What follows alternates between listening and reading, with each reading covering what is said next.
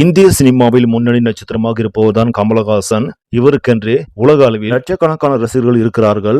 இவரின் நடிப்பில் கடைசியாக வெளியான இந்தியன் 2 திரைப்படம் ரசிகர்களுக்கு ஏமாற்றத்தை கொடுத்த போதும் தற்போது மணிரத்னம் இயக்கத்தில் உருவாகி பிரம்மாண்டமாக வெளியாகி இருக்கும் தக் லைஃப் திரைப்படம் கமல் ரசிகர்களுக்கு புதிய உற்சாகத்தை கொடுத்திருக்கிறது.